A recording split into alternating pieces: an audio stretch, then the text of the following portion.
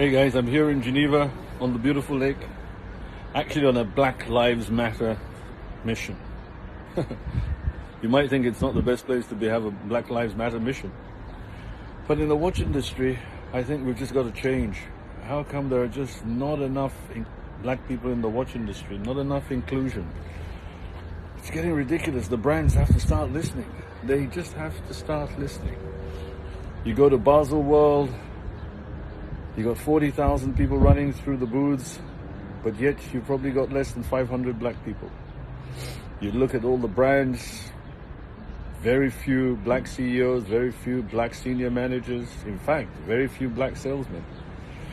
You look at the retail boutiques, black ownership doesn't exist. Okay, it's nobody's fault. That's not the point. The point is that we have to think about it and we have to know how we can address it. As you might know me well, I'm not a great proponent of Black Lives Matter. I think it's just a slogan. Yes, it's true, black lives do matter, but so do white lives, so do colored lives, so do all lives. And I'm a supporter of all things black, but also all things good. So we have to think, instead of just continued slogans, we have to think of structural changes. We have to have the conversation in the right places. I'm talking today the watch industry. Talk about the luxury industry. Is it much better? But yet you've got so many black people who are the fashionistas of the luxury industry. They change cultures. How black people have changed so many cultures in the industry. Even if we take the culture of sneakers today, everybody wants to wear sneakers to work. They want to wear sneakers suits. They want to wear sneakers. Sneakers are more expensive than crocodile shoes, for goodness sake. Sneaker companies coming up every day. This was a culture change from black people, but yet we don't respect it. Why? Because all the companies making the sneakers are owned by white people. Take rap music. Rap music has completely changed music. It's a new genre that we never thought would continue being as successful as it has been today. Unbelievable. But apart from your Jay-Z, yes, a couple here and there, but I'm even sure all your Jay-Z's, everything is still intertwined with serious white ownership somewhere along the line. I can't say for sure. But too many heavy businesses in the hands of white people and not enough in the hands of black people. I think it's also the fault of black people. I mean, our efforts and our concentrations and our targets also have to change.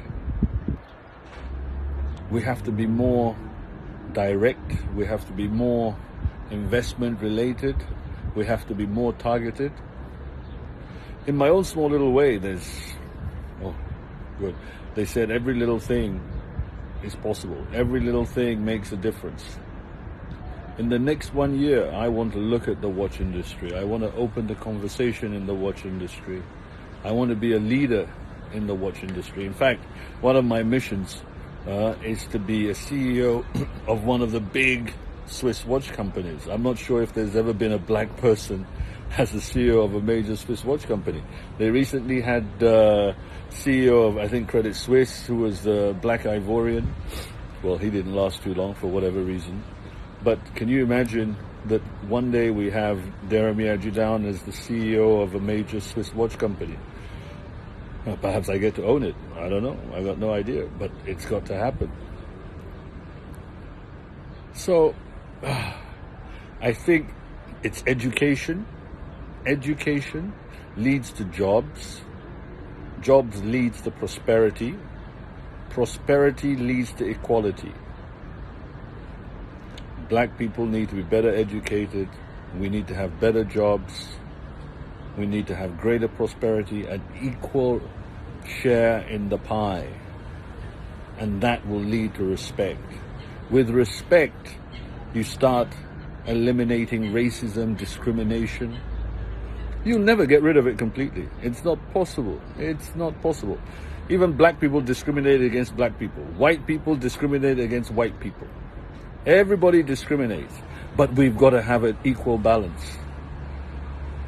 That thing that they call white privilege cannot be so glaring. It should not be so alarming that it distorts the entire equilibrium of our existence. So as you've heard, I've got a lot to say on this topic, a lot.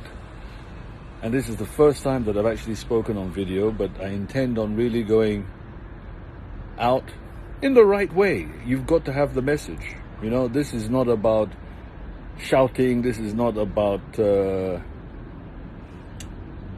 making a lot of bravado, as they call it. No, this is speaking in the right places, trying to encourage, trying to make people see. Oh, on a final note, let's talk Africa. Because since I'm talking watch brands, hardly any watch brands in Africa. Oh yes, they're there to sell.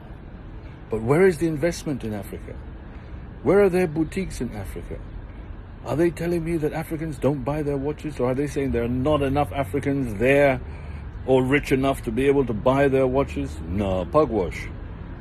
It's because they have not yet decided to take that whole pioneering spirit and go to Africa. They say, oh, they don't know Africa. Some of them afraid of Africa. But it's not true. Africans are buying their goods all over the world, in Paris, in London, in New York, in Milan, in Geneva, in Dubai, all over the world. Bottom line, always increasing. I was given a statistic yesterday.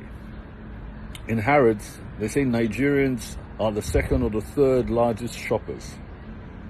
Can you imagine how many Nigerians are coming, living in London, and taking well-earned income out of Nigeria, sometimes not so well-earned, of course, and blowing it in somebody else's economy? That's because a lot of those brands have refused to invest in Nigeria. If there was a Louis Vuitton store in Nigeria, it would be sold out just as much as a Louis Vuitton store in Paris. Yes, Louis Vuitton tells me, oh, retail space, complications. Yeah, all those things exist. They do exist. There's no doubt. There are challenges. But we've got to start talking about those challenges and finding solutions, because it can't go on like this.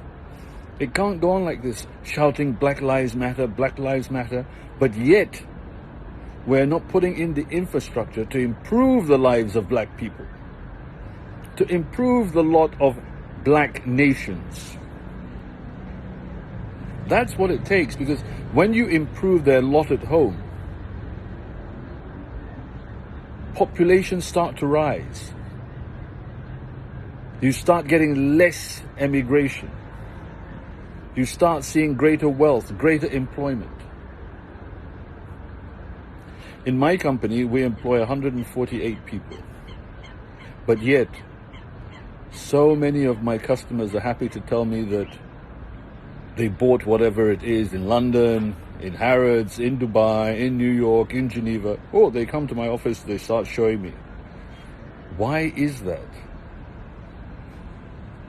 Because the brands have refused to allow us to create a critical mass of a luxury industry within our own space. They keep telling me, oh, Nigerians prefer to shop in Dubai.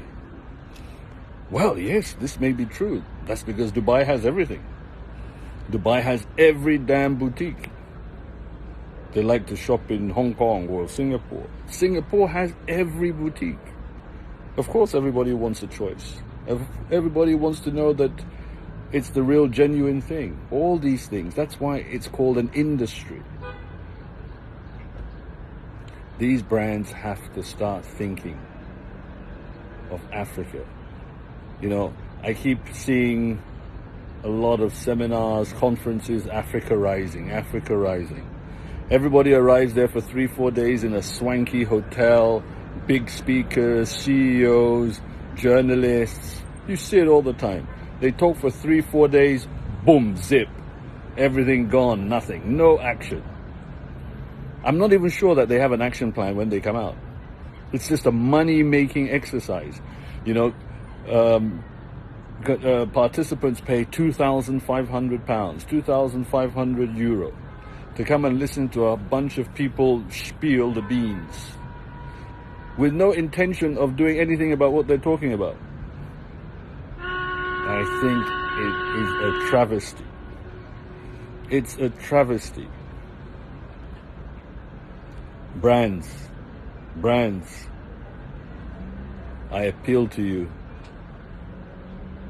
Africa might be where Asia was 15, 20 years ago, but you have to start somewhere. And let's start now.